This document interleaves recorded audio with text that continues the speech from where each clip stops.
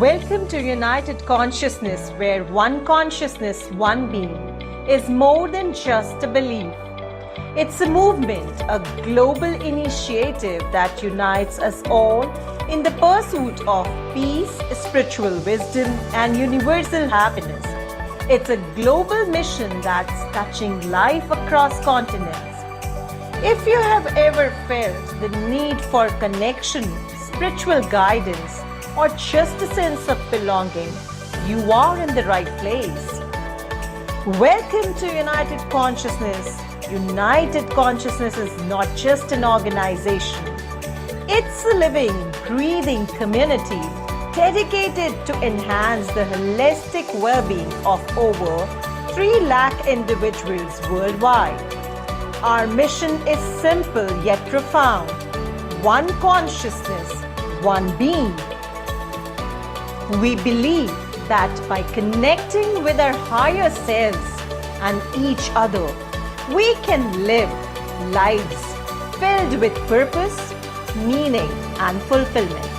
Together, we are building a global community that shares this vision, helping each other unlock our full potential.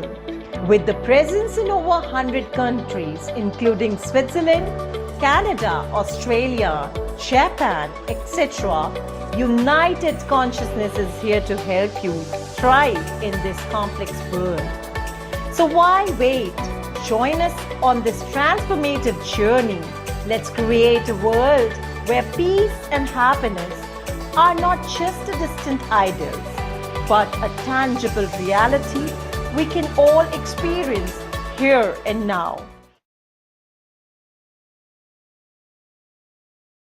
The European Yoga Federation was founded 15 years ago.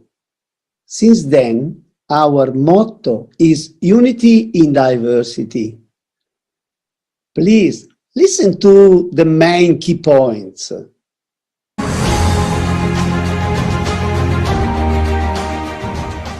Connect, bringing together European yoga teachers and establishing delegates and representatives for each country, considering the social differences in various countries and support the needs. Equality, regardless of gender, origin, sexual orientation, social class, and religion, overcoming dogmatism, fundamentalism, to promote universal understanding. Promote, encouraging a yogic lifestyle and a holistic approach to life as a tool for physical and mental wellness, a more spiritually elevated, peaceful, happy and physically fit society. Integrate and unify, integrating science and the art of yogic living, modern knowledges with ancient wisdoms for betterment of the world and global development. Recognizing, accepting and integrating the many different paths that lead to the same final goal, making sure that yoga will maintain its original purpose. Namaste. Provide study of secular knowledge, philosophy and ancient text, Bhagavad Gita, Yoga Sutra and Veda. Study of techniques, modern developments in teaching techniques, incorporating scientific findings in medicine, psychology, etc. To guarantee a certain standard, an established graduation system to provide a minimum standard for yoga teachers training. The European Yoga Federation wants to gather everyone who wants to be operative toward the good direction of love and diffusion of a discipline like yoga that's taught to all of us the way to peace.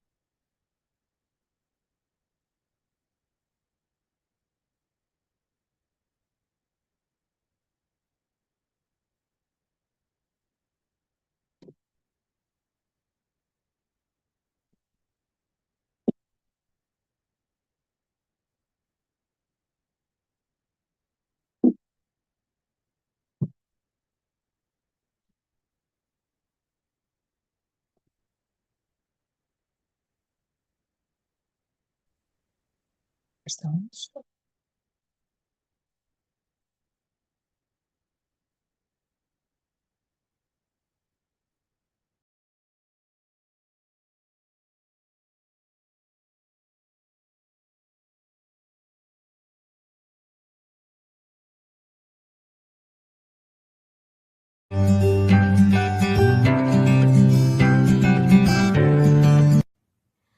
I am feeling immensely happy in introducing the incredible learned personality, André Riel from France. He is a master of Nidra Yoga and Kashmir Shaiva Tantra.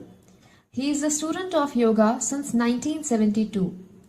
He first stayed in a monastery in the Himalayas and met many traditional masters studying extremely specific teachings of classical as well as tantric yoga practices. After some years of searching, meeting with Kashmiri Babu, an ascetic from the Shaiva tradition, he underwent a retreat of deep study into the spiritual quest.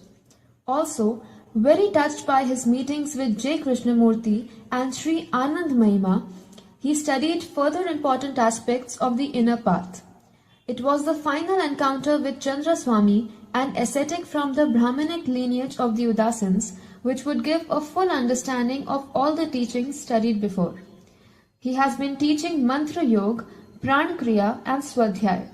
He is a Nidra Yoga instructor for the past 20 years across 5 continents.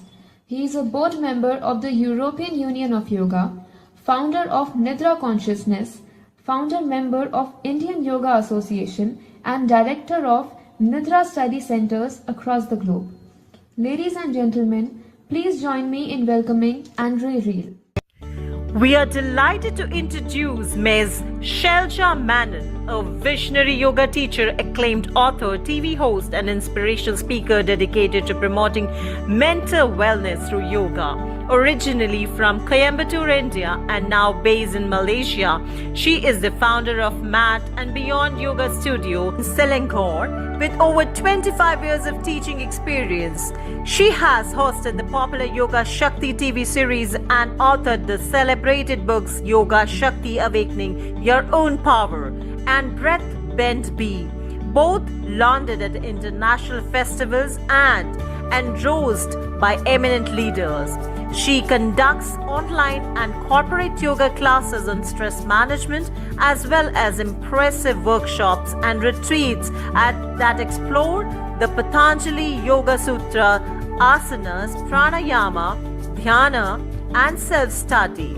Her compassionate and holistic approach empowers diverse audience across the US, UK, and India, inspiring transformative change and fostering a deep connection between body, mind, and spirit. So, ladies and gentlemen, please put your hands together to welcome Ms. Shelja Manon. Andrei Lobanov is one of the founders and leaders of the yoga community in Russia. Yoga master with a unique path and experience, who started his yoga practice and research in Soviet time when yoga and other oriental practices were forbidden. Andrei's school became the first official yoga school in USSR and Russia in 1983. He found a way to legalize yoga in Nizhny Novgorod region and played an important part in making yoga legal all over the country. In 1989, he founded the first yoga teachers training school in Russia, which in 2002 became the Academy of Traditional Systems of Healthcare and Human Development and got the license from Ministry of Education for yoga teachers training. He also was the first in Russia to work out yoga therapy educational courses, which were included in the curriculum in foremost medical higher education institutions. Vast experience in yoga, ancient and modern medicine, studying different philosophical and scientific systems enabled him to create a unique multi-level system called Yoga Lamb. It is based on the principles of classical yoga Patanjali, research of scientists, innovators, and original technologies and practices worked out by Andrei himself. The object of Yoga Lamb is to help modern human to govern himself and his own life, to give him effective technologies for self-exploration, self-healing, and self-development, which make him free and independent from different manipulators political, ideological, commercial, to develop ecological consciousness, which helps us to overcome ecological crisis and save the planet. Welcome, Andrew G. Mr. Jedranko Makric from Croatia. He is Yogacharya, Yoga and Ayurvedic therapist, teacher of Transcendental Meditation and Maharishi's Vedic Science. Manoshadi Bhishagacharya, a herbal scientist, president of Institute of Yoga and Ayurveda. He teaches yoga in Europe, America, India and China. He gained knowledge about yoga from Maharishi Mahesh Yogi, A.G. Mohan, direct disciple of Shri T. Krishnacharya, Maharishi Swami Devmurti Yogacharya, Dr. Mukund Bhole. He wrote 6 books about yoga. Also, he has experience with the application of yoga and Ayurveda to sports, tennis, football, driver, judo, volleyball, etc. For teaching yoga, Jedranko is cooperating with Maharishi Academy for Vedashe Vincent Moraji Desai National Institute of Yoga, India, Bharatiya Vidyapeeth Deemed University, European Yoga Federation, and World Movement for Yoga and Ayurveda.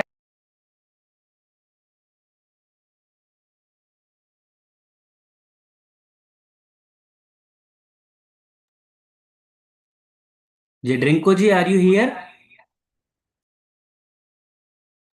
Yes, I am here.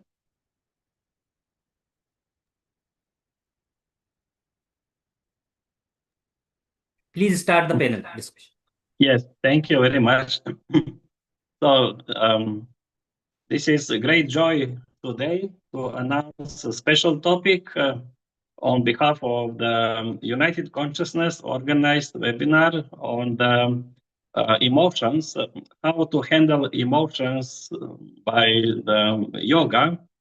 And with our dear panelists, we will try to go into that subject from the basis and then further developing understanding of the role of emotions in our life and which kind of emotions are desirable and which are dragging our life and how to handle them through the yoga practice. So I would like to first invite our dear Andrei Lobanov to tell us something about the nature of emotions. So what are emotions and how they manifest in our life? Такой эмоции, как они проявляются в нашей жизни. Намасте. Намасте. Я рад, что участвую вместе с вами в этой дискуссии. I'm glad to participate in this discussion together with you. Эмоции являются фоном, на котором протекает, в общем, вся жизнь человека.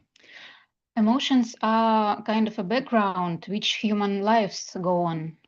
И я считаю, что их источником является жизненная сила, образуя особый вид энергии, эмоциональную энергию.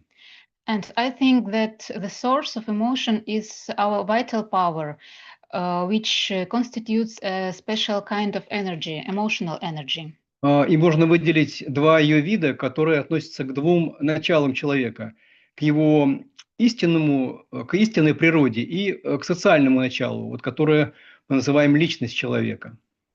There are 2 types of emotional energy, and they are related to 2 principles in human nature, one of which is our true nature, and another one is a social principle, which we can call the personality. Первый вид – эмоциональная энергия, как фоновая сопровождающая энергия, изначально, которая исходит из нашей души и истинной природы, того, чем человека наделил Создатель, можно назвать Вселенная. So the first type of emotional energy is the background energy, which primarily derives from our true nature, from our soul. And this is what a human is endowed by the Creator or by the universe. И человек рождается с этим базовым состоянием, которое описано в сутрах Патанджали как сукха, необусловленная радость. And a human being is born with this basic state, basic emotion, which is described in Patanjali Sutras as unconditional joy or sukha. Эта эмоциональная энергия является мощной защитной силой, неким иммунитетом от негативных внешних факторов социума, в которые человек погружен в начальные годы своей жизни. This emotional energy constitutes a strong protection, kind of immunity, which we have especially in our childhood, in our early years of life. And before we are immersed in social life, this protection is quite strong. В сообществе людей при совместном проживании формируются социально ориентированные эмоции, результат существования данного сообщества. And as people live together in a community, socially oriented emotions appear as a result of humans' existence in this community.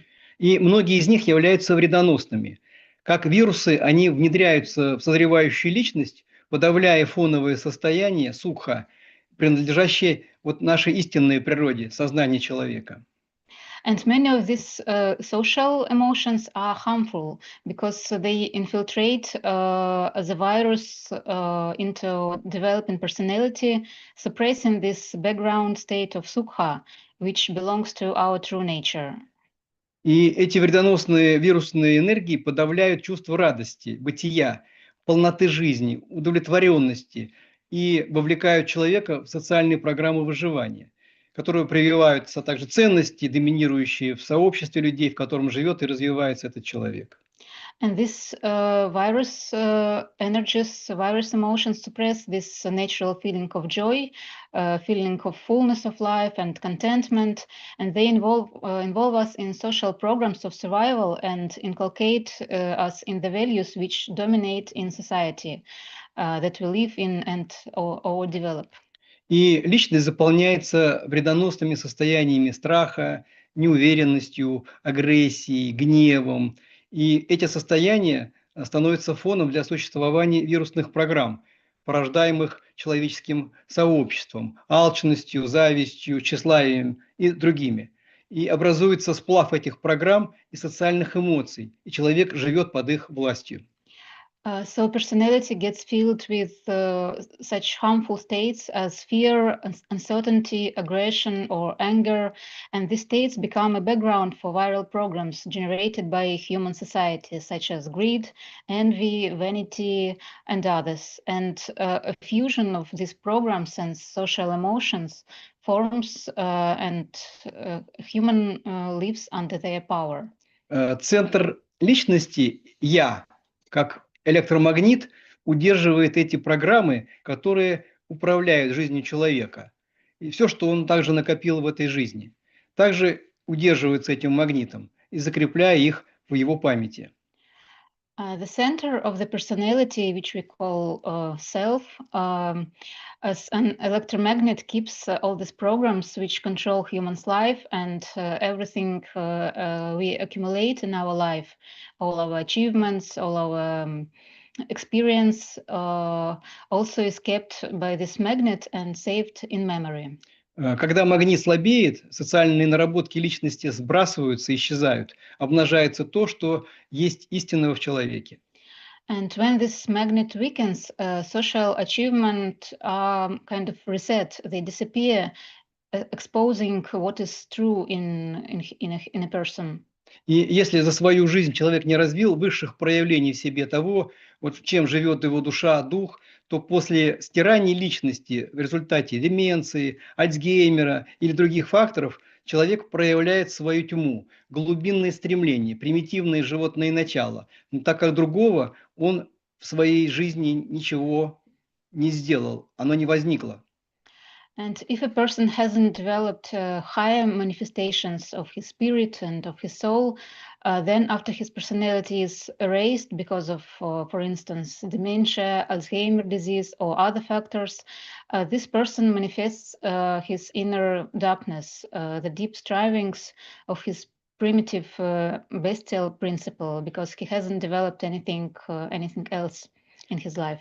Ну, то есть душа, дух не стремились к развитию и жили в угоду примитивных своих иллюзорных стремлений. That means that his spirit and soul haven't sought for development and lived only for the sake of primitive, illusory strivings and aspirations. Поэтому для духовного развития и управления своей жизнью важно восстанавливать и развивать состояние сукха, радости, которое необходимо проявить в человеке для проявления вот его истинной природы, человеческой природы. That's why for spiritual development and management of one's life, including emotional management, it's important to restore and develop this natural state of sukha, state of joy, which is necessary also for manifestation of one's true nature, of our true nature. Спасибо. Thank you. Yes, thank you very much, Andrei G. It's your beautiful reflection on first what is our true nature of life, and that this is the state of ananda or sukha or some positive state. We can say the state of eternal goodness, something which is nourishing and supporting all life in the universe in the evolutionary direction. So this is what is our life by our nature. So then sometimes it happens actually that we forget or we lose the insight of our true nature. And this is we as a subject, as a consciousness, when we become identified with the process of experiencing. This is what Patanjali says in the Yoga Sutras, that when the power of the seer, and this is I, that the power of the seer becomes identified with the power of the seeing, then arise asmita, or we are losing the insight in our true nature, and we just start living our wrong identity as ego, which is influenced by all the circumstances to which it is related. So, and those different kind of relations can create in us a certain feeling and stimulating certain emotions on the basis of understanding of that relation. So the relation can be toxic, and then on the basis of that, kind of very negative emotions will be appearing in our life, or positive relation will bring us some positive value. So in that sense, we try to understand what we should do in our life. So it's naturally that we have emotions. Without emotions, we can't live. And to become more aware of the source of different kind of emotions and which emotions we prefer. And even, all emotions are there as a part of our life. Even the fear, even the anger, or any other kind of emotion. And in a certain amount, they can have some positive role in some moments in our life. For example, the fear sometimes can have a positive effect, that we become careful not to do something which can damage us.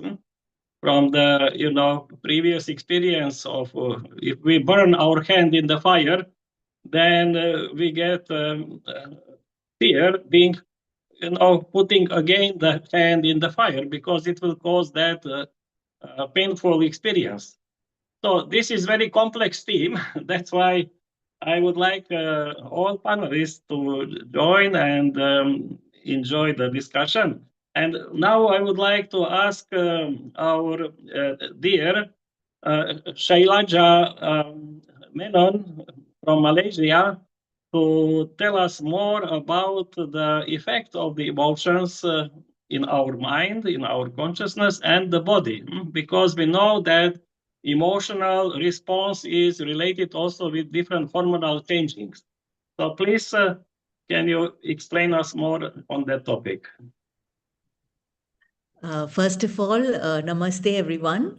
And I would like to thank the United Consciousness Global and the European Yoga Federation for this wonderful opportunity to share, my thoughts on this very beautiful and very deep subject. And very honored to be part of this panel as well. So basically, as yoga practitioners, we connect to different dimensions of ourselves as a mind, body, breath, and energy. And we realize that all of it is connected. So, with that very broad based understanding, that's how we delve into it.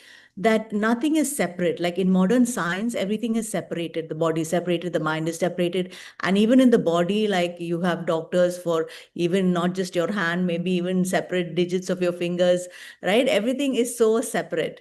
But yoga gives you that very broad-based and outlook about life in general and our own selves. Yeah, so mind and body are deeply connected. In fact, according to Dr. Caddis Pert, who is a very revolutionary neuro doctor, she talked about how it was not even mind and body, that it's really a mind-body continuum. And we have this tendency to think of the mind as in the brain, but mind is actually all over our bodies, right? And this is something that is accepted today even in science. It's not just something yoga people are talking about, because today they say over 90%. I mean, that percentage could vary, but a majority of today the illnesses have their roots in stress. Yeah, and stress is something that is experienced, as we say, in the mind, but the effect of the stress is experienced in the body. Yeah, and all over our bodies.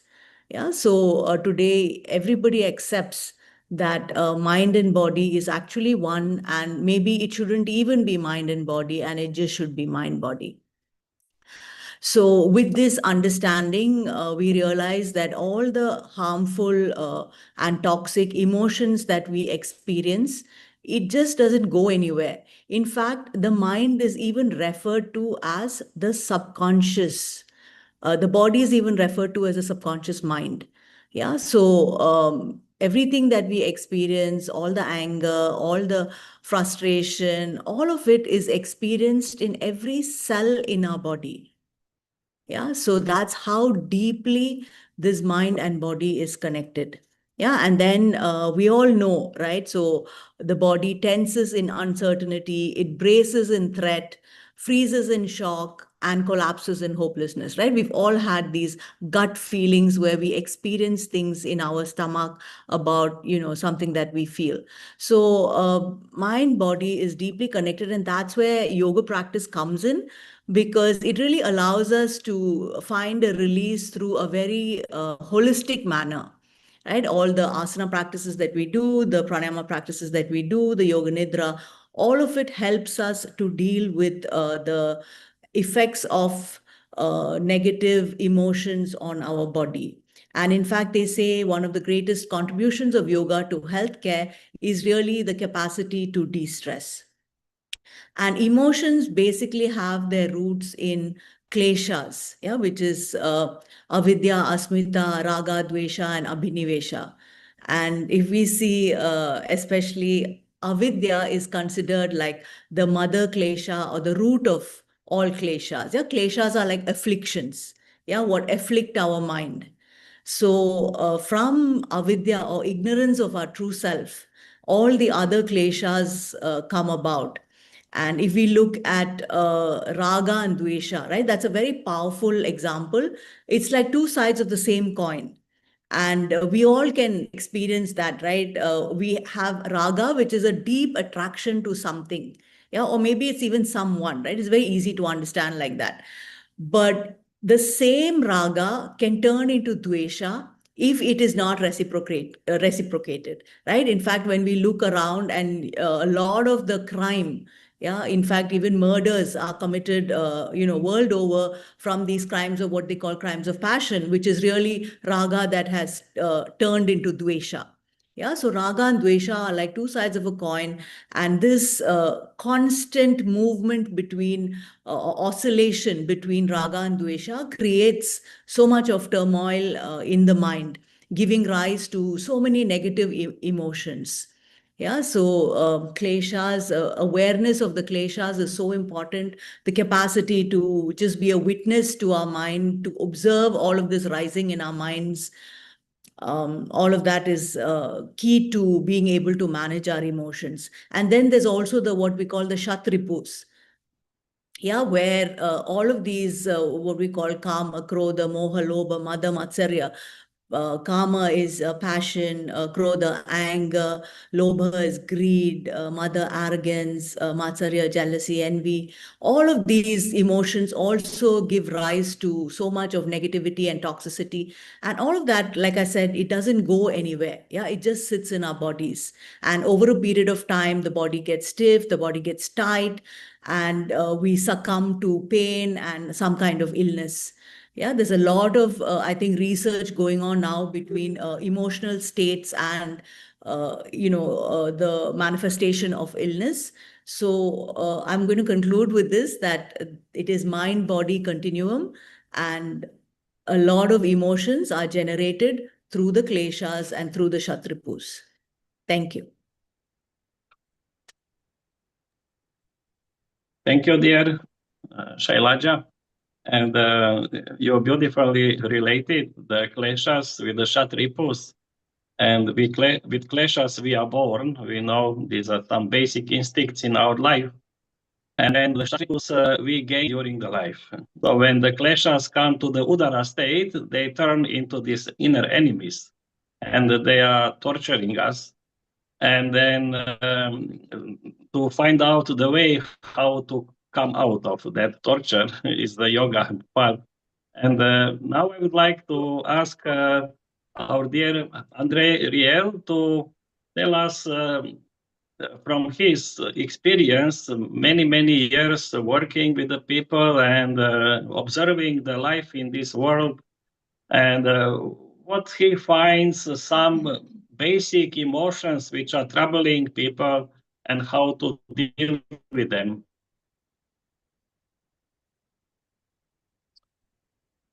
Hello, everyone. I'm talking to you from south of France. I have a request. Can you switch your camera on? Because we don't see you. We're just talking in the void. And that'd be nice to see you. Then we will have better emotions. And then I can see Vikrant, who finally came, because I told him yesterday, if you don't come, I will not visit you in India. Here and listening and ready system. And I want to say a special hello to Aparna, who is from Bangalore, that we met.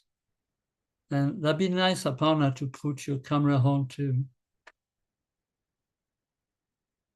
The camera is on. Thank you. So I know that, well, I don't know, I listen that for pretty often when people are talking about yoga, they have a reference to Yoga Sutra and so-called Patanjali. We don't know if he ever existed or if he was a group, or anyway, we don't know. I'm going to talk from another point of view. There is a text written by about, we don't know exactly, by the 1st century, by a yogi called Bharata Muni, and the text is called Natya Shastra. At first, it was mainly about, it's a treaty for people who are playing on the scene, for theater. And later on, that text was re-studied by a very famous scholar. His name was Abhinavagupta, which is about 1,000 years. back. And this Natya Shastra is very much the basis into Kashmir Shaivism, where when we talk about what we call in English emotions, there is a difference in between feelings and emotions. So what this Bharata Muni worked on through his text was to develop 49 different either feelings or emotions. So in Sanskrit, they are either called bhavas or rasas. And there is a very deep study, practical study into this, but I'll talk about this later, that the question is not positive or negative emotions, because what we mean by positive and negative is only coming from a judgment, from a point of view, from the intellect. And if we go back to Patanjali, the only definition that he gives about yoga is when the mind is quiet, which means when there is no more tendency to say this is positive or this is negative. So it's a different point of view, which says when we think something is positive or when we think something is negative, remember it is just a thought. And yoga is about ending the movement of the thought. So every time we say something is positive or negative, this has nothing to do with the yoga state. It's just a point of view from the intellect. Now, this being said and maybe understood, we are all going through feelings or sensation. And on the other side, most of the feelings are going on with sensation, body sensations. And then when the feelings are becoming too strong, then there is, we could say, a bigger flow of activity, of energy, and they become what we call emotions. So when you ask what are the most common emotions in our life, what are we talking about?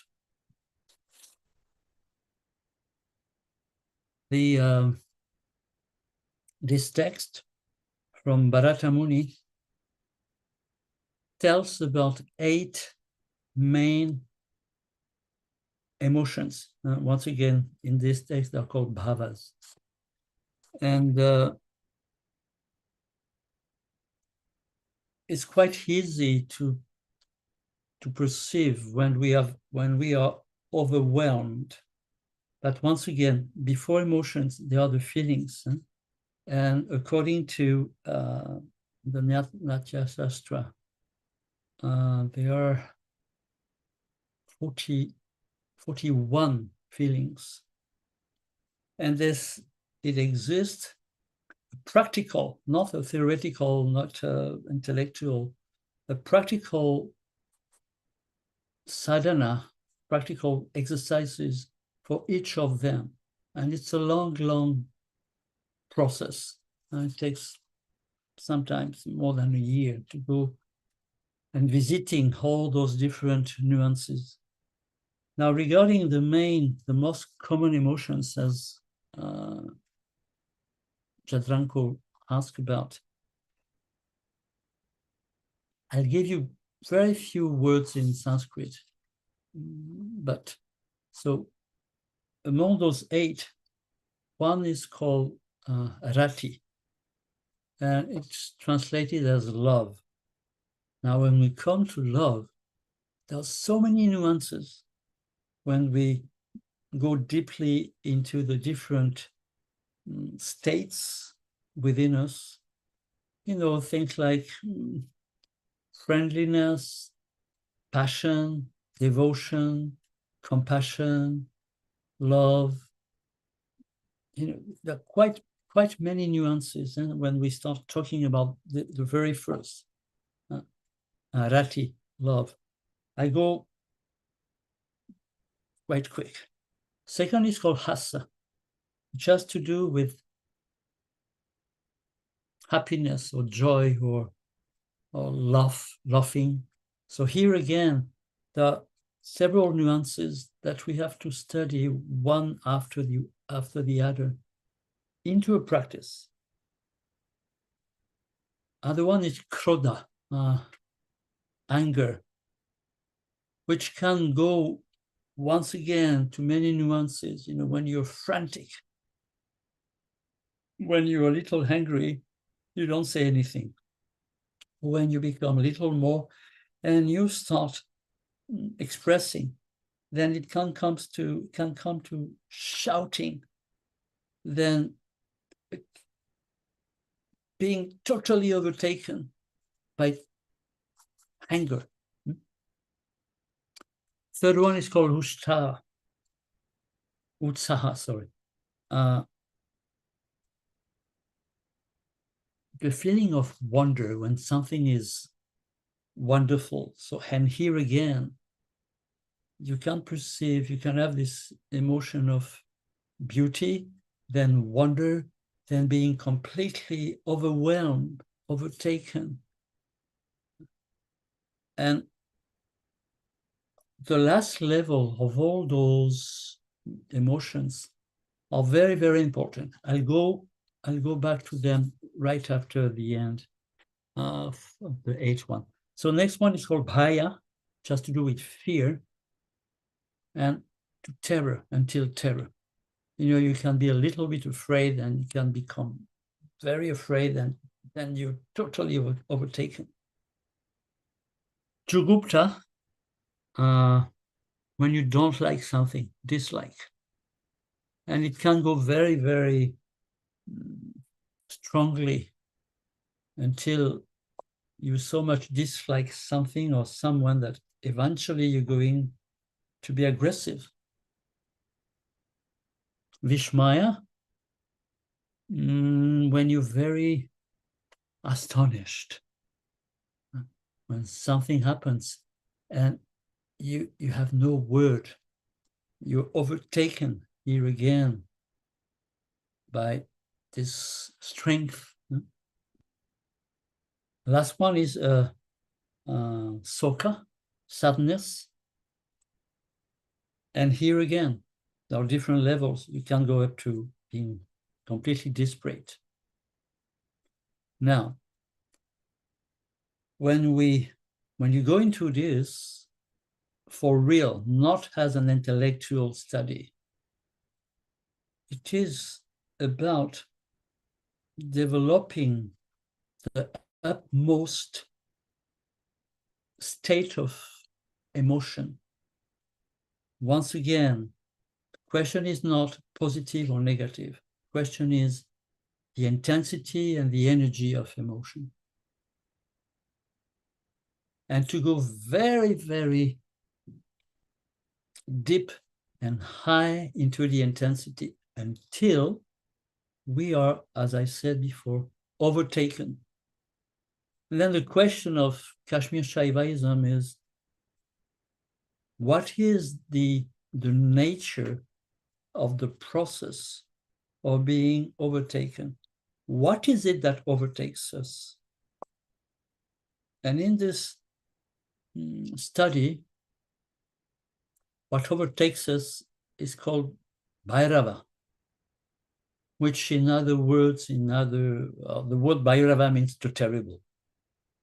But it's the name of what people have called Shiva. Forget about these funny images of this funny guy with these snakes and all. It's nothing to do with this. The word Shiva means auspicious, if we keep to the meaning. So what is said into this tradition is that when you are overtaken by the energy of any emotion, you might be overtaken by something which is auspicious, which is understood as state of unity with a very intense ability to live, not to go away when something is negative or to cling when something is positive. Remember, these are only ideas from the thought, but it is about to dive into what overtakes us, what you cannot control at all. It is not the emotion itself. It is, let's say, the intensity or the energy.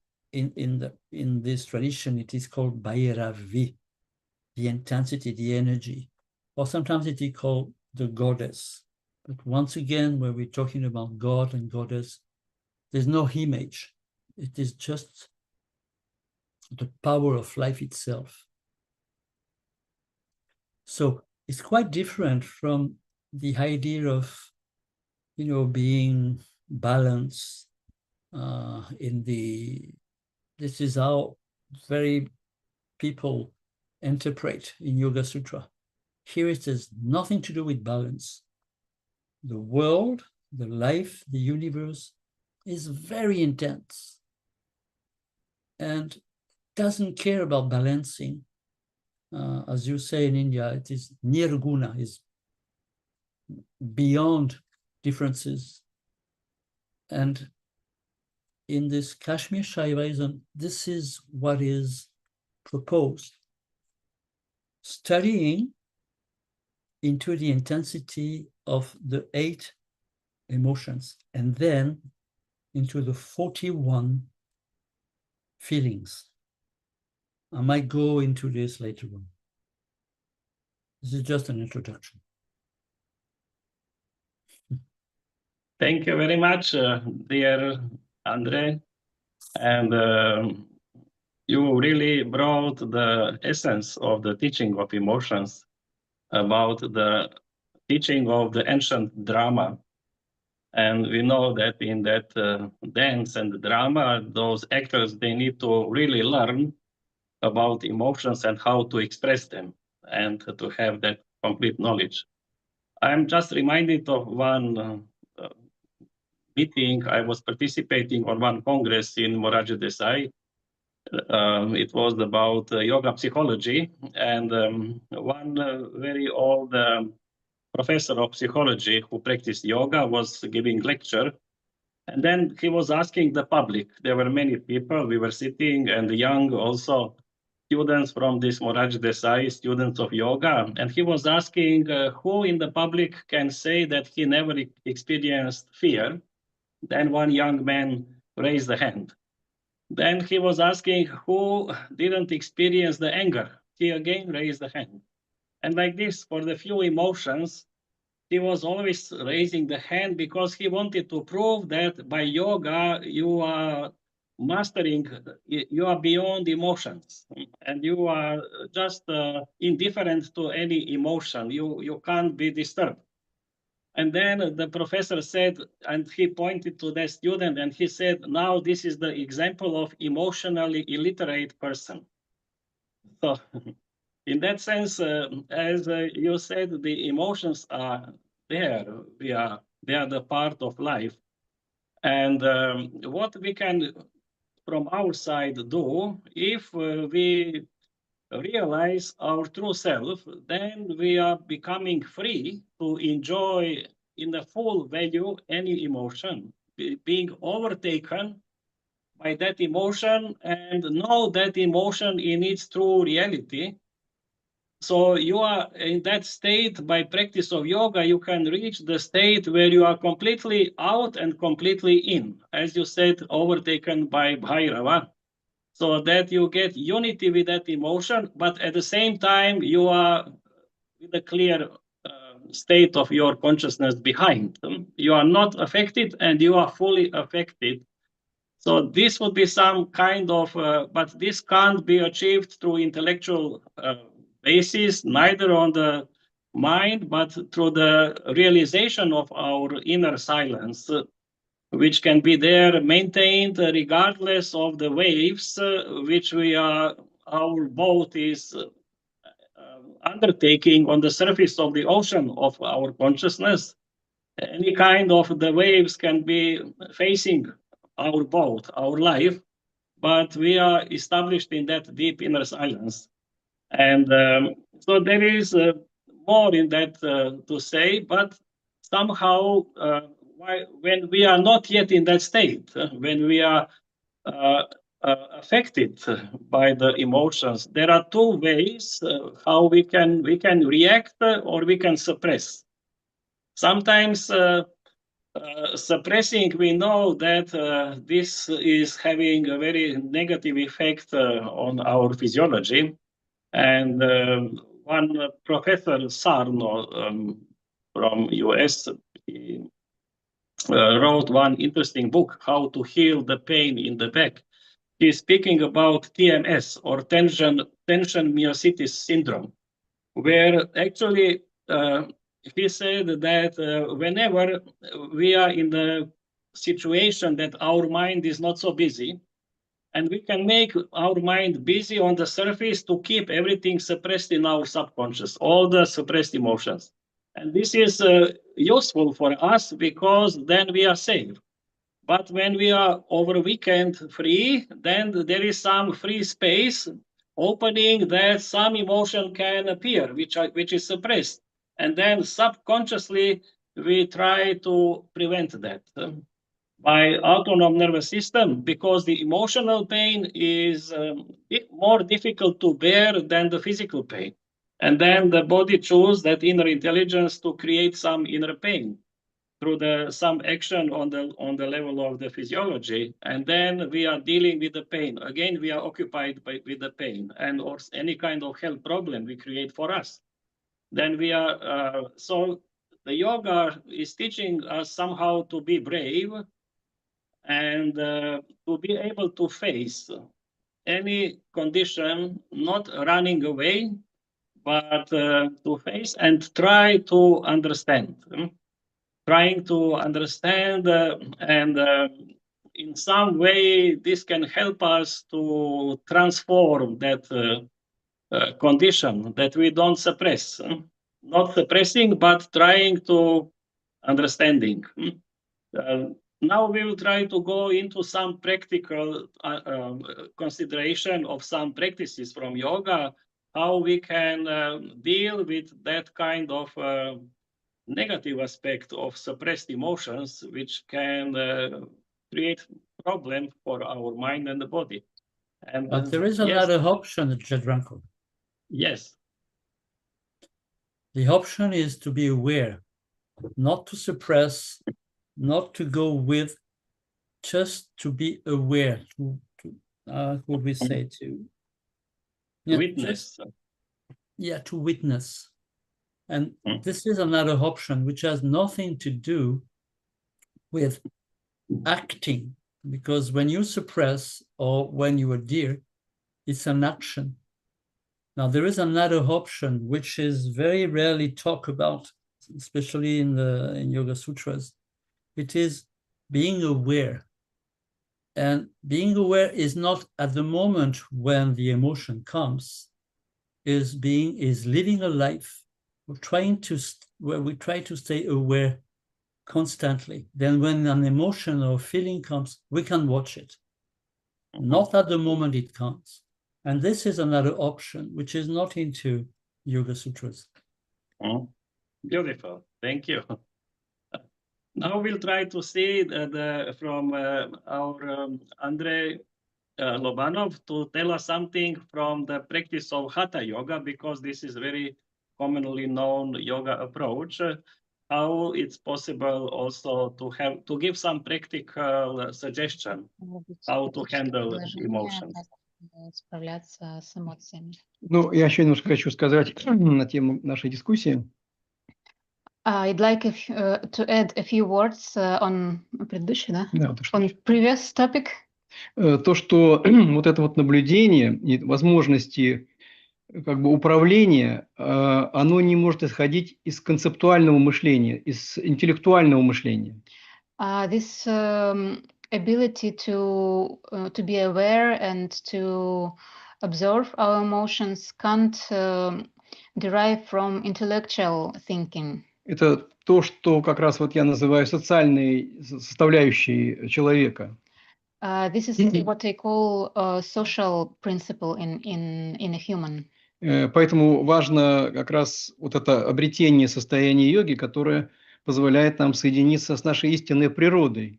That's why it's important to have this state of yoga which connects us with our inner true nature. И благодаря ему как раз возможно все то, о чем мы сейчас с вами говорим здесь. And if we obtain this connection with true nature, everything we have just discussed here becomes possible. Ну, я вернусь к своей тогда теме, к своему вопросу. And going back to your question, Yudranko. Главным для обретения вот состояния йоги является управление умом, который приводит к освобождению от влияния грубых проявлений от деятельности, умственной деятельности той самой личности, относящихся вот к программам выживания. And the main thing on the path of mastering the state of yoga is mind control, which liberates us from gross manifestations of our mental activity related, as I said, to survival programs of our personality, our social part. И управление умом включает в себя управление эмоциональной сферы, приводя ее в некое равновесное состояние. And management of our mind includes emotional management also, which implies balancing our emotions. Под равновесным состоянием я понимаю нейтральное больше состояние, то есть когда эмоция, она может быть переживаться, она может отсутствовать, она может быть подавляться, но важно, что оно не будет влиять на мое решение, на мое действие. And when I say balanced emotional sphere, I mean that emotions, I'm neutral to these emotions. So I can experience them, I can suppress them, I can watch them, but emotions don't affect me, don't affect my mental activity and my decisions, my actions. И вот в этом равновесном состоянии эмоциональная сфера должна быть вот, либо позитивной, либо нейтральной по отношению к явлениям, которые происходят в человеческой жизни. Вот чтобы эти вредоносные эмоции не оказали влияния на ментальную деятельность и мыслительные процессы, которые и участвуют в принятии решений и совершении действий. And it's good when our emotional sphere is neutral or positive in relation to different manifestations of life. So that harmful emotions, even if we have such emotions, don't have any effect on our actions and decisions. Вот для этого требуется осознать эти вредящие эмоции.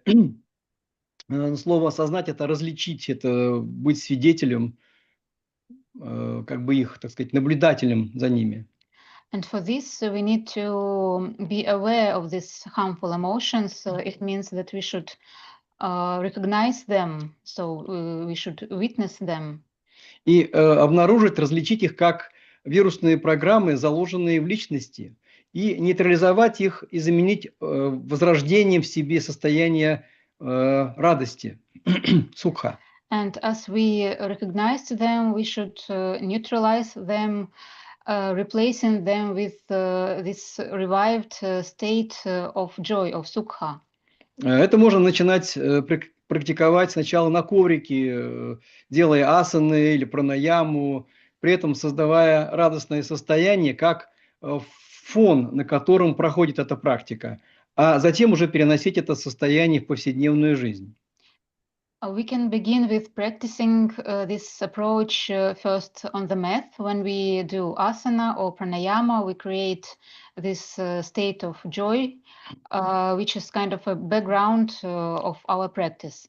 And then we can bring this state into our everyday life. И это состояние, заполнившее радости, заполнившее все структуры человека, не позволяет проникнуть в него вредящим эмоциям, социальным эмоциям. And when the state of joy fills all our structures, there's no place for harmful emotions. They just can't enter our system. И когда мы практикуем хатха-йогу подобным образом, мы начинаем развивать навык управления эмоциональным фоном. And when we practice hatha yoga according to this approach, we develop the skill of emotional management. И то есть помимо упражнений, вот как бы как делать те или иные асаны, как делать те или иные пранаямы, это одна составляющая хатха-йоги. And all these instructions, how to do asana correctly, how to do pranayama, it's just one part of hatha yoga. И другая составляющая – это как раз развитие состояния, работа с состоянием, внутренним состоянием. И он начинается с эмоционального фона. And another part, which is also important, is about working with our inner state, this background state, which should be joyful. И это позволяет перейти из хатха-йоги в более совершенную, более так сказать, тонкую йогу, йогу управления. And this also helps us to move from hatha yoga to more subtle practices. Управление состоянием, управление своим сознанием, умом. Which include managing our state, our mind, our emotional state. И важно сделать это вот, фоновое управление стабильным, как навыком. And we should practice this approach until our emotional background is steady. И практическое развитие фонового состояния радости обычно начинается с практики внутренней улыбки. And usually we start to develop this skill of managing our emotion and creating this background with the practice which we call inner smile. Она выполняется в состоянии расслабления, позволяющего вот как раз из плена вызволить вредоносные, и вырваться, вернее, из плена вредоносных программ личности, как вот солнечное, радостное состояние. Usually this practice is done in the state of relaxation, which allows us to liberate this state of joy from this negative states. So it helps us to open the state of joy. Дело в том, что как раз все, что переживается нами, оно никуда не девается. И вот базовая закладка, которая нам дана была при рождении, это состояние необусловленной радости, оно никуда не делось. Она просто была скрыта вот этими вредящими или как бы социальными энергиями, эмоциональными энергиями. And this state of inner joy, the state of sukha, which was given to us by nature, hasn't disappeared anywhere. It was just covered with these different harmful emotions, negative states, which we get in our social life, but still we have this state of sukha. И вся задача состоит как бы вот этого очищения, этого налета, чтобы опять через вот эти вот технологии, внутренней улыбки, солнечности, возродить это состояние радости, которое станет искренним фоном, на котором дальше может начаться серьезная йога, развиваться йога. The main task is to clean our dimensions of our system of this negative information that we collected during our life, and to find again, to revive the state of joy, this sun inside of us. And it's a really good basis for further practice in yoga, for which can lead us to higher states and higher levels of practice. Спасибо. Thank you. Thank you, dear Andrei. And now you came to that very important mental aspect of the practice. And I would like our dear Shailaja to tell us something about the mental practices for handling the emotions, the practice of meditation, how it can help. Thank you. So, like my teacher would say, you know, meditation has become such a, I would say, such a hot word, right? So everybody, you know, does meditation. But he says a lot of people are just doing sitting practice. Yeah. So he says, don't say you're doing meditation, say you're sitting with your eyes closed, right? Which is what most of us are doing. But what we have to understand is, you know, the mind on its own, in Vedanta, they say the qualities of the mind are asthira, which is restless, unstable, and chanchala, which is restless. Yeah. So unstable and restless is the basic nature of the mind. And with that mind, if we try to sit and meditate, nothing's going to happen. Right. So in order for us to meditate, which is what this whole path of yoga is, the Ashtanga yoga, yamas, niyamas, asana, pranayama, pratyahara, all of that is actually to prepare us for that final state of meditation, which is actually the seventh limb of the Ashtanga yoga. Right. So for a lot of people, it becomes the first limb. And then it kind of doesn't work out, because I hear so many people tell me, oh, I can't meditate, you know, I have to get up in, you know, as soon as I close my eyes, because the preparation is not there. Yeah, so preparation is key, and that's what the yamas, niyamas do for us. They allow us to, the whole of yoga practice is actually, there's this beautiful term, antakarna shuddhi. Yeah, so it is about cleansing the inner instruments. Because if we sit with the same instruments, we're not going to be able to have a different perspective. So as we cleanse our inner instruments, then we become more and more into a state of sukha. Yeah, sukha is necessary, an inner resolve. Yeah, an inner resolution where we're not fighting with ourselves inside, we're not beating ourselves inside, we're not caught up with anger and bitterness and wanting to take revenge on somebody else. I mean, this all is our normal state of mind. So it's so important that we prepare ourselves, and it's so important that we do this. That whole preparation process is a process of antakarna shuddhi. And meditation can be approached through different ways. The traditional approach is always about concentration. Yeah, we have to develop that one-pointed concentration in order to be able to meditate. So if you look at Ashtanga Yoga also, before dhyana, which is meditation, is dharana, right? We have to be able to concentrate. And in order to concentrate, the previous is pratyahara, the capacity to draw our attention, right? So we talked about how our attention is all over the place, right? Completely distracted, restless, agitated. So we have to have that capacity to draw our attention back, to be centered and grounded in order to be able to sit, in order to meditate. So even if you see pranayama practice, that only comes after asana practice. Yeah, it comes only after our bodies have attained a state of ease. Yeah, so when they say stiram sukham asana, it is not just about sukham in just sitting. Yeah, it's just a mental state as well, where there is a state of ease.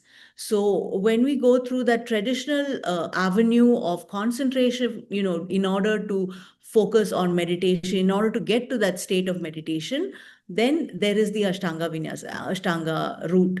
Yeah, where we go through the yamas, the niyamas, we practice asana, we do pranayama, and then we practice pratyahara, and we go into dharana, and then we are able to receive the state of meditation. Yeah, the ancient seers would say, we don't do meditation. What we do is prepare our minds to receive that state of meditation. So I always compare, you know, that cultivation of the mind as like a garden. right? So like a gardener goes out and pulls out the weeds, right? So we also have to be able to eliminate all the emotions that keep us angry and bitter and unresolved. And then we have to plant the seeds where, which is like Maharishi Patanjali also gives us all those qualities: maitri, karuna, mudita, upekshanam, which is friendliness, having a cheerfulness and goodwill to everybody. And being upekshanam is equanimity, the capacity to be sama in the state of profit or loss, win or lose, that ability to not be shaken. And what was the other one? Maitri, Mudita, Karuna is compassion. Yeah, compassion for all living creatures, non-living. Just basically have that state of compassion. So all of these qualities are like the seeds that we plant. And eventually, that state of meditation is the flower that blossoms in that garden of our mind. So we all have to be like that gardener, and we all have to learn to weed out stuff that does not help us, consciously plant stuff that help us, and be able to receive that beautiful state of meditation. And then there is also this is the concentrative way of meditation, and there's also the way of a contemplative meditation, where we can really contemplate on our emotions, right? So suppose we take an emotion like anger, right? And what happens is usually we own the emotion, right? I am angry. The I comes everywhere. So, what we are encouraged to do in yoga practice, our previous speakers were also talking about that, right? Is to be in that state of the witness, yeah, the Sakshi Bhava, to adopt that state of being in the witness, to be able to see the emotion objectively.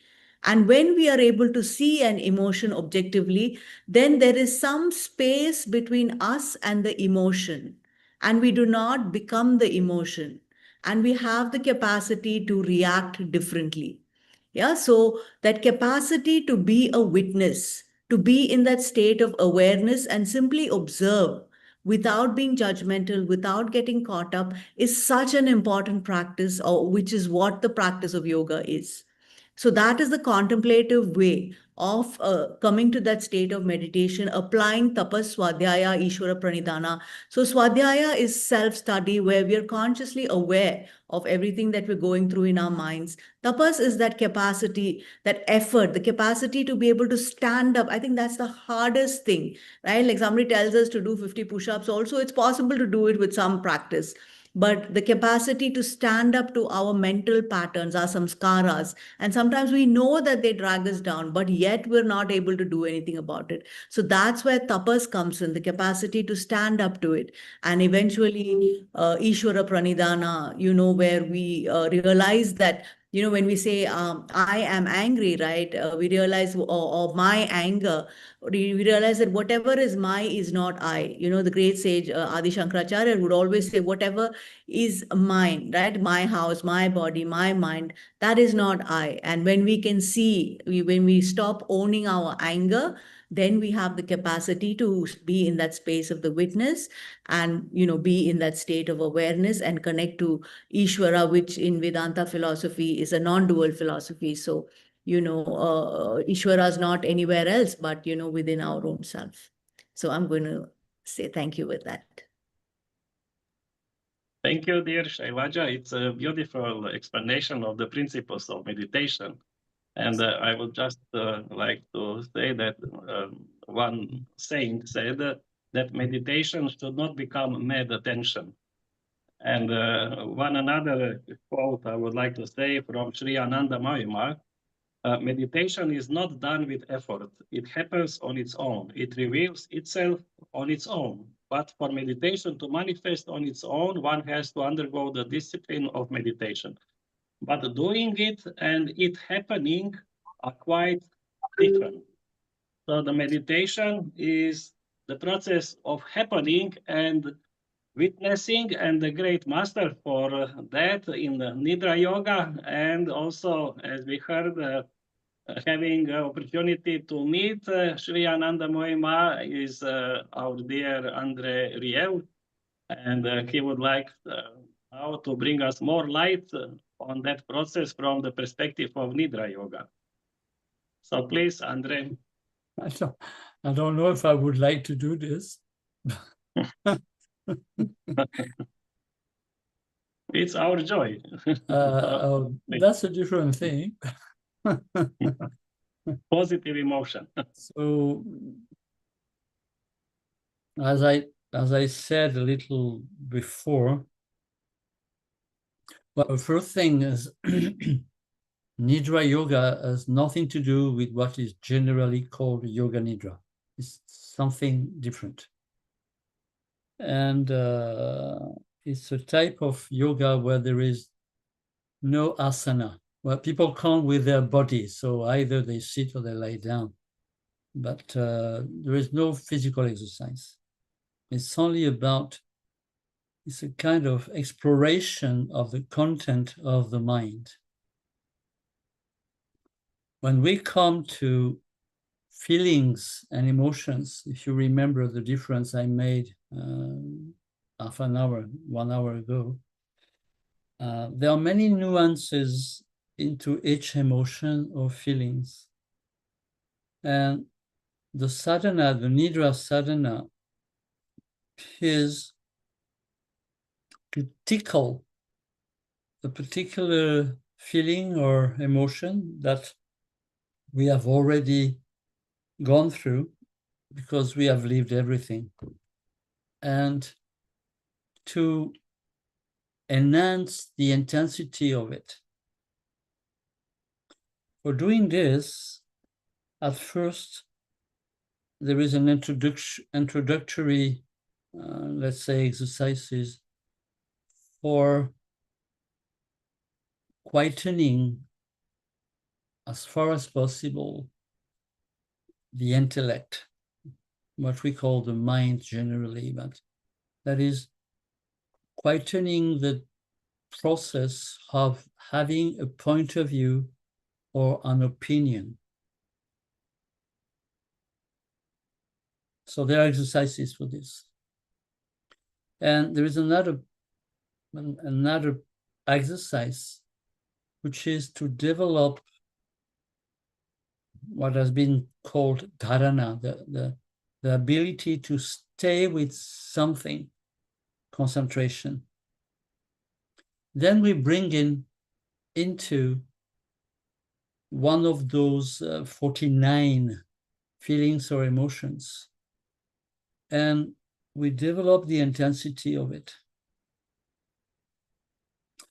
While doing this, memories are coming back, reminds are coming back. Sometimes memories that have nothing to do with what at first we took as an example of whatever emotion, if you like anger or joy, it doesn't matter, jealousy. So at first you start, let's say, jealousy. So you start by remembering situation where you have been jealous. And you develop it, you make it stronger and stronger and stronger, so that the, let's say, the energy of jealousy is almost overtaking you. From that moment, memories are coming back. Psychological memories, emotional memories, mental memories, physical memories, sensations. And the only thing we have to do with this is to stay both simultaneously relaxed and concentrated, which is not so easy. But we start from there, and this process progressively kind of, it makes disappear the reason of jealousy, we could say the object of jealousy, and brings back an enormous amount of fluid energy, fluidity. And this fluidity itself brings a meditative state, that is a state where suddenly the mind is like switch off, and there is a perception of non-separation with what surrounds you. And what surrounds you sometimes can spread, and there is this, it is not a sensation, it is not an understanding, it is not a perception, it is realizing the non-separation state, which is always limited to some space or limited in time. There is a third stage where the space and time limitations vanish. And there's nothing that can be said about this. So this is the process, the approach in Nidra Yoga regarding feelings and emotions. It's a long study. It takes more than a year most of the time. And once again, the question is never trying to balance, because when you try to balance, you manipulate yourself. So it is not about trying to balance, because we could ask, what is it within us that wants to balance? So it is not about bringing or using a kind of control. It's about diving into the memory. And the only fact of diving within kind of we get rid of the practical memories, and there is this enormous energy that starts flowing. So that's the Nidra Yoga approach to emotion. And once again, there are 49 points, and for each point, there are sometimes 3 to 5 levels. So it's a big study. That's it.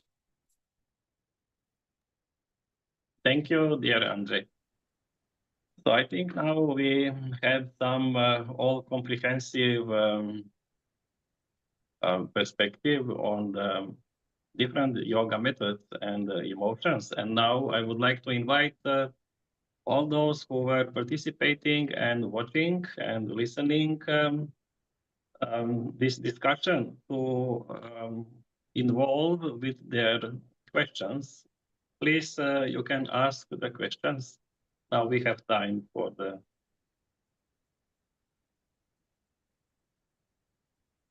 Yes, you can open your video and also the microphone and directly ask questions. We rather like, you know, this kind of direct questions than writing in the chat.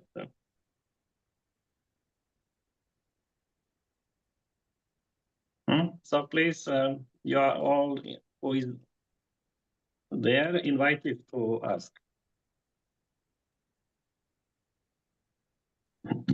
Then we will know whether we succeeded in presentation. You are unmuted, you can speak. Aparnaji, you are unmuted, you can speak. Namaste all. Namaste Andreji. Thanks for the blessings. My question is, what is the state of harmony? And if we don't try to balance, how do we touch this state of harmony and non-dual state, which is, which in the recent scientific terms they call as circadian rhythm. So when the inner rhythm matches the rhythm of the universe. So how to, you said that what is in us that is seeking this balance. So the scientists say that our body has a certain rhythm and universe has a rhythm, and they are both seeking unity. So can you enlighten us?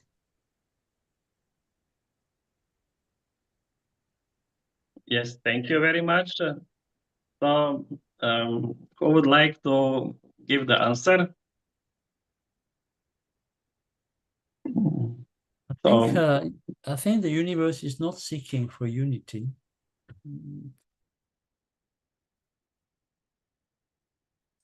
The state of harmony, you cannot reach it. It will reach you. And it reaches the moment there is an intense ability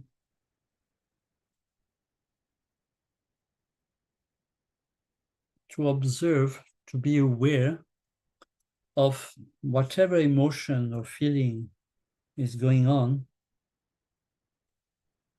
The only fact of being aware is going to bring a kind of splitting in between the object of the emotion. Once again, if we take the, like jealousy, so we are jealous of something or of someone. Or sometimes we are so crazy that we are jealous of an idea that we would like, or a state that it would like to be in. We are very, very stupid. So anyway, so when we are enough quiet, let's say relaxed, and concentrated simultaneously, it is possible to perceive that the object is not very important. The object of jealousy is not important. It is not the object. It is the response I give to this object. So the object itself doesn't matter. Now, going on with this watching, we can perceive that the response I gave to this image, to this object, is coming from a memory, a personal memory. This memory can be either an idea, it can be a certainty, it can be a belief. It's always coming from the intellect, which has built up, which is built up with all those different possibilities, beliefs, certainties. Then if we dive deeper, we're going to perceive that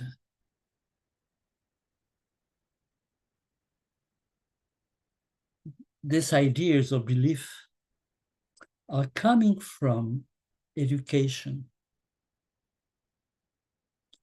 either from people who have told us things and we have clung to them, or we have developed our own certainties, we are self-educated.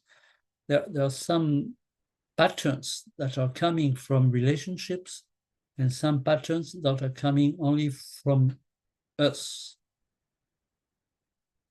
And when you dive even deeper into this, we kind of realize that the process of jealousy is only a conditioning and nothing else.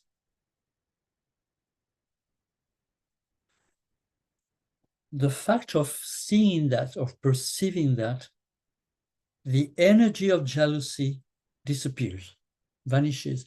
It suddenly, it doesn't disappear. It stops being blocked. It kind of flowing happen.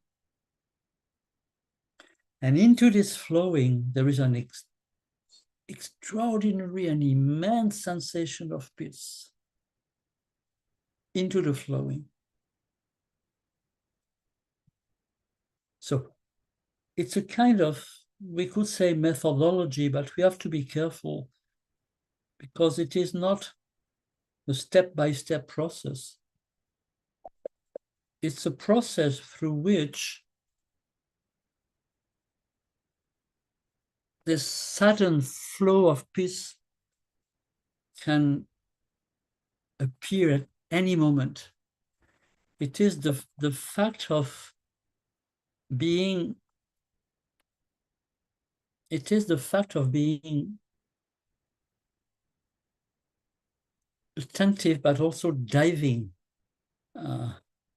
It requires a lot of motivation, a lot of energy. We really need to really want to find out why we are so stuck in our daily life.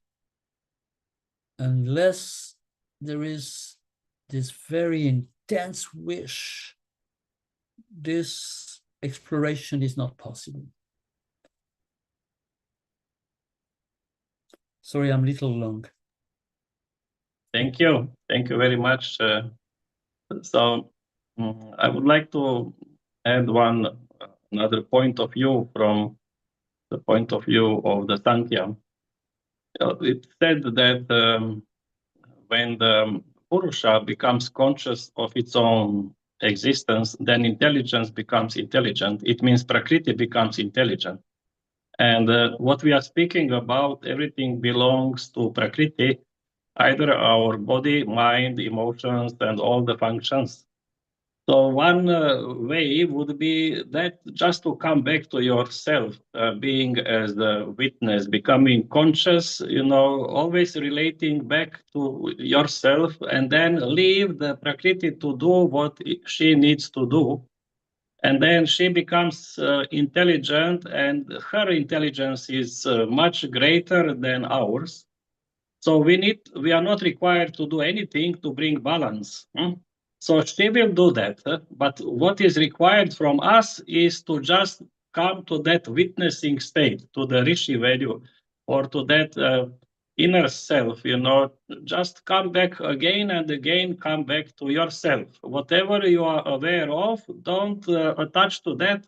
Always come back to self, be related, but not related in a sense that you get involved into that. So just always come back. It's Nivartadvan principle from the Rig Veda. It means wherever you find yourself, come back, step back, come back to yourself. And repeatedly coming back to yourself, it is giving more and more power to Prakriti to freely work and liberate any problems. Whatever you are engaging, the highest healing power in the universe to work on you just by coming back to yourself. Very simple, but it needs to have some practice, which is actually not practice. Coming back to yourself is not the practice, it's just awareness. Returning back, but remaining being a witness.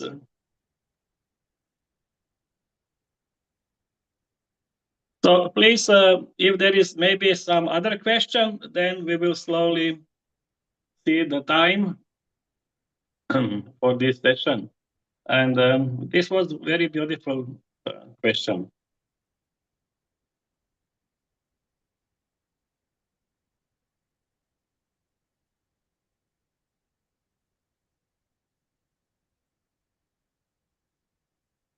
Yes, is there any other question? Anybody like to ask?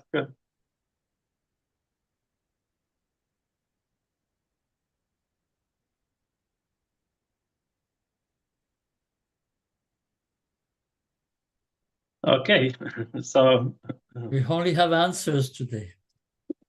Yes. Silence is the answer. Silence is the answer. Yes, it means that it was a successful presentation and giving the feeling just to know and getting some insight into the direction. And taking actually responsibility for our life, because always we need to see if we have any kind of thoughts, negative thoughts. Then I was speaking just here recently with one saint who was spending many years in the cave, Swami Shankardas, about this topic we were speaking. And I asked him what to do with negative thoughts. You know, Pratipaksha Bhavana from the Patanjali, that if you find negative thoughts, then you replace with the positive and everything. And then he said, it's you. He said, it's you. Why you want to have negative thoughts? It's in your hand. So this is that one kind of hint he gave, that we need to realize that we are those who are able to govern the condition of the mind. And what is our intention? What is our bhava? What is our bhava? This will be manifested in the thought processes and emotions, and this becomes the quality of our life. So that kind of, and this is tapas, what he said. Tapas is that you make inner resolution that you want to be good and surrender to the goodness and then just follow that under any circumstances. So our dear Vikramji, now I think we are ready to finalize our session. Yes. Rengoji, there is a small question for Shelja ji, and Shelja ji, if you can very briefly answer. The question here is in chat box. What are the steps to go within? Sorry, Shelja ji here. What? What are the steps to go within? Oh, to go within? Yeah. I think the whole of yoga path is a path to go within. And it starts with awareness. Like I always say, asana practice, when people come into my studio, first, right leg, left leg, we're so disconnected to ourselves. If I say right leg, left leg will go up. If I say left leg, right leg will go up. So from there, it's, body awareness. The path is always from the gross to the subtle. So we begin with the body and we develop awareness of the body. And through constant swadhyaya practice, we learn to see, right? To me, asana practice, or being on the mat is really being in life, right? Like on the mat, what do we do? Do we push our bodies to the point of injury? Are we constantly comparing to the person next to us? All of that is what we're doing in life as well. If we're comparing to the person next to us on the mat and judging ourselves, then you can be very sure we're doing that in real life as well. So asana practice gives us this great opportunity to be a witness to our mind, see its activities, see its reactivities, see the way that it behaves, and then we can tweak it there. So when we can make those changes on the mat, then eventually we take it back with us into our everyday lives. And in order to go within, this awareness is really the key, the first step, the ability to, what they call, like I said, I don't want to go back to Antakarna Shuddhi, but find that inner resolution, right? We have to, tapas and swadhyaya, like a teacher was once saying, like, tapas is cleaning out. So swadhyaya is like putting on the light in a room and seeing all the cobwebs and all of that there. And tapas is the effort we take to clean those cobwebs out, right? So through this swadhyaya and tapas practice, we can clean the cobwebs from our own mind and ready it. So the Kriya Yoga practice, tapas, swadhyaya, Ishvara Pranidhana, is a wonderful way to go within and really connect to ourselves and, to the universe and Ishvara. Thank you. Perfect. Thank you. I like to add something. Yeah. Yes. When you ask how to go within, are you anywhere else than within? Is there something else than inside? And even when you're talking outside, this outside is coming from inside. The origin of the feeling that there is outside is coming from inside. So there's nothing else. And it's a kind of strict and short way of just staying with what we are. And we are inside. Where are you? Where can you be outside? Just an idea. Thank you, Andrewji, for raising this. And Megan Lee has asked a question because we are already 10 minutes above the time, but still respecting the question. People busy long in their lifestyles, what is the minimum daily yoga or breath practice needed to maintain emotional balance? Anybody may pick it, but one-liner answer should be okay because we are already short of time. Minimum daily yoga or breath practice needed to maintain emotional balance. It's about 24 hours. I think it's the minimum. Yes, your one-liner pick, Andrewji. Andrewji, to answer this question quickly, minimum daily yoga or breath practice to maintain emotional balance. Она тоже определяется действительно тем уровнем моей решимости. This minimum quantity of yoga practice is depends on our resolution, how we are really, how much we really want to do it. Если я очень погружен вот в желание освобождения внутреннего, то есть ясности, истинности, то найдется время всегда.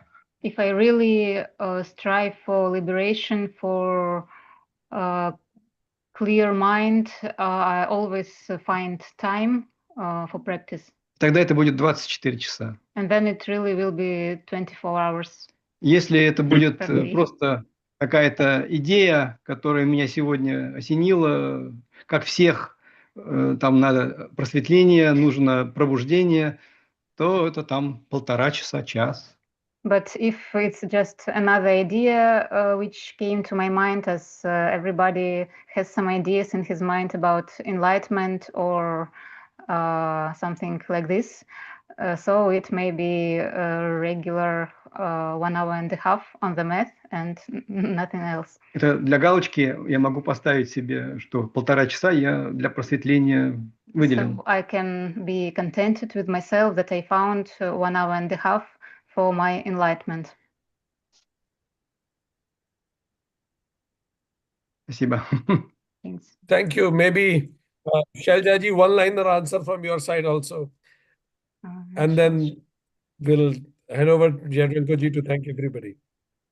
I'm going to go with the first answer, as in, I think, I mean, it's awareness practice, it's a continuous practice. So it's I don't think we can limit it into yoga time and non-yoga time, right? Everything is yoga, life is yoga, right? Yoga is not something we do, yoga is something that we are. Okay, I'm going to end with that. Perfect. Thank you very much. Yadrenkoji? Yes. You thanked everybody, but I would like to take opportunity to thank our dear Yadrenkoji for organizing and conducting such a wonderful panel discussion. I wrote many notes also during this, listening to everybody. Would like to thank from the bottom of our heart our friend Dr. Andrei Lebnov, Yogalam, Russia. Thank you, Yulia. And our dear friend, brother in divine, Andreji from France. Thank you very much for taking out time. Sheljaji, you are an integral part of United Consciousness now. Thank you very much for being today here. Well, and such wonderful audience from many the world. Over to you, Yadrenkoji, for final thanks to everybody. Yes, thank you very much. And first of all, thank to you, Vikranji and United Consciousness for organizing such interesting webinars and to cover different topics and areas of life in relation to yoga. And I thank to all who participated on this webinar relating the emotions. Yes, you wanted to say? So, yes, just wanted to inform everybody, 15th, 16th or 17th of January 2027, we have a global program in Ujjain, India. 15th, 16th, 17th January 2027 means 11 months from now. You all plan to participate in that program. You'll find all these wonderful people in person there in Ujjain. Meet them, exchange your thoughts. So please do plan and come along with your families also. Ujjain is a wonderful city, one of the world's most ancient city. Our Andreji also have been there for many times. It's a meditative city. Most welcome to visit Ujjain that time. Yes, I just to conclude that yoga is universal science, and we are all yogis, and we are researching the value of our own life, the life around us, the life in the universe, and the great resource of all knowledge from yoga is helping us to better understand life and us, and regardless whether we are living in the any continent or whether we are from any culture or religious background, yoga has that universal value. Thank you very much for all. I like to add a last thing, as I see that Vikram is making publicity. So from the 17th of February, we'll start online a one-year program on emotion and feelings in yoga. The bad news for you is that it will be in French language. So if you speak French, you can. It will last more than 1 year. Great. Thank you, Andriji.